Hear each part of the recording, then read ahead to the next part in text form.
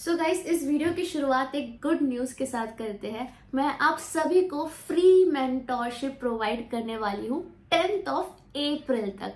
Free mentorship plus 40% off on all the rankers with test series. So guys, ये offer हमने result के time पर भी announce किया था, बट 4 दिन तक ही था वो ऑफर एंड उसमें भी हमारे पास 300 से ज्यादा बच्चे आ गए थे। सो इस टाइम में क्योंकि एग्जाम जून में ही है तो हम ये ऑफर अनाउंस कर रहे हैं। लिंक डिस्क्रिप्शन पर है। आपको फ्री मेंटोरशिप कोड यूज करना है एनरोल करते टाइम एंड ये 10th अप्रैल तक ही रहने वाला है। तो ये आखिरी मौका है, first come first serve basis है, लिमिटेड सीट्स है।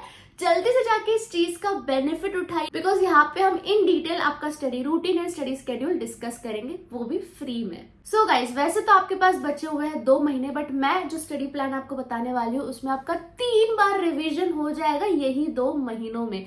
कैसे, वही हम आज के वीडियो में डिस्कस करने वाले हैं। So yes friends, welcome back to my channel. This is Sneha Patel and आज के वीडियो में हम देखेंगे 2 month study plan, 2 month study schedule for your CS June attempt. So शुरू करते हैं वीडियो को। सो देखो गाइज, अगर आप पास होना चाहते हो तो ये समझना बहुत जरूरी है कि बच्चे फेल क्यों होते हैं। मैं आपको क्लियर कट रीजन बताती हूँ कि बच्चे फेल क्यों होते हैं। सबसे पहला रीजन होता है उनका टाइम पर पोर्शन खत्म नहीं होता। दूसरा रीजन है अगर टाइम पर पोर्शन खत्म भी हो जाता है तो उनको सेल्फ स्टडी का टाइम नहीं मिलता, रिविजन नहीं कर पाते। तीसरा रीजन होता है वो लोग पास्ट ईयर क्वेश्चंस सॉल्व नहीं करते हैं। चौथा रीजन होता है अगर सब कुछ किया है बट उन्होंने मॉक टेस्ट या राइटिंग प्रैक्टिस नहीं की है। तो ये मेजर 4 रीजंस है जिसकी वजह से बच्चे फेल होते हैं। अगर आप ये चारों के चारों कर रहे हो तो 101% आप पास हो ही जाओगे CS एग्जाम्स में। तो मुझे क्या चाहिए अभी? सबसे पहले तो आप पेपर लो, ये चारों चीजें जो मैंने मेंशन की उसको बड़े बड़े अक्षरों में लिखो और अपने दीवार में जाके चिपका दो। ये चारों चीज आपको डेली उठ के देखने की, मुझे ये तो करना ही है। अगर ये करोगे तो सब कुछ ऑन ट्रैक रहेगा। एंड ऑल्सो मैं आपसे रिक्वेस्ट करती हूँ कि अभी सिर्फ और सिर्फ मेरी बातें ध्यान से सुनो। आपके दिमाग में जो भी डाउट है वो सब थोड़े टाइम के लिए साइड में रख दो। मैं जो कह रही हूँ उसको समझने की कोशिश करो। सबसे पहला, टाइमली पोर्शन खत्म करना मतलब क्या? वैसे तो जो बच्चे 2 ग्रुप दे रहे हैं उनका अब तक पोर्शन खत्म हो जाना चाहिए था, क्योंकि 2 ग्रुप के लिए 2 महीना की सेल्फ स्टडी चाहिए। बट हम इस पे कॉम्प्रोमाइज कर सकते हैं। 15 अप्रैल लास्ट है, तब तक कर लो अपना पोर्शन खत्म। जो बच्चे दोनों ग्रुप दे रहे हैं, जो बच्चा एक ही ग्रुप दे रहा है वो 20 अप्रैल तक अपना पोर्शन खत्म कर लो। तो यहाँ पे आपको क्या करना है? अगर आपका पोर्शन बहुत ही ज्यादा पेंडिंग है तो 15 से 20 अप्रैल तक आप क्या करो? सिर्फ लेक्चर्स देखो, रिवाइज करो, लेक्चर्स देखो, रिवाइज करो। बाकी और जो भी चीजें मैंने आपको बताई वो आप उसके बाद कर लेना। बट अभी बिकॉज हाई टाइम है, आपका काफी ज्यादा पोर्शन पेंडिंग है, तो पोर्शन कंप्लीशन और रिवीजन इतना टारगेट रखो। और वो बच्चे जिनका सिर्फ 10% या 20% पोर्शन ही बचा है वो अभी से सारी चीजें शुरू कर सकते हैं। Past year question solving, test देना, राइटिंग प्रैक्टिस करना, क्योंकि उनका थोड़ा ही पोर्शन बचा है। And now is the right time to start all this things. ठीक है, तो इस हिसाब से प्लान करना आप लोग कि कितना पोर्शन पेंडिंग है, उस हिसाब से अपने हिसाब से पर्सनलाइज वे में इसको प्लान आउट करना। नाउ अब आपको मॉक टेस्ट देना होगा 1 मई से। ऐसा सोचो कि आपका 1 मई से एग्जाम है, 1 जून से नहीं, 1 मई से एग्जाम है, ये सोचकर पढ़ाई करो। इसलिए 20 अप्रैल लास्ट दिया है कि 20 अप्रैल तक कैसे भी करके पोर्शन खत्म करो। जो एक ही ग्रुप दे रहा है, दोनों दे रहा है, उनके लिए तो 15 अप्रैल है। एंड उसके बाद आप 3-3 दिन देके या 2-2 दिन देके एक एक सब्जेक्ट को उठाओ और पूरा खत्म करो। लाइक जितने भी चैप्टर्स है सब खत्म करने की कोशिश करो। अब आप बोलोगे कैसे होगा? अगर तुम्हारा अभी नहीं होगा तो तुम्हारा मेन एग्जाम में कैसे होगा? तो हम लोग क्या सोचते हैं, अभी छोड़ दो, मेन एग्जाम में कर लेंगे। अरे मेन एग्जाम के लिए प्रैक्टिस तो करनी पड़ेगी, इसलिए तो ब्लैंक होते हैं बच्चे कि वो लोग पहले प्रैक्टिस ही नहीं करते, अपने आप को सिचुएशन में डालते ही नहीं है एंड देन वहां पे ब्लैंक आउट हो जाता है। सो इसलिए अभी प्रैक्टिस करो 3-3 दिन में पूरा सब्जेक्ट खत्म करने की। फिर 1 मई से लेके एज इट इज जो डेट्स आपका जून में है, सेम डेट 1 मई से लेके 8 मई तक अपने मॉक टेस्ट दो। सेम टाइम आप लोग का मॉर्निंग में होता है। ठीक है, इससे क्या होगा? बहुत तगड़ी वाली प्रैक्टिस होगी। भले आपका पोर्शन पूरा नहीं हुआ हो बट फिर भी मॉक टेस्ट दो।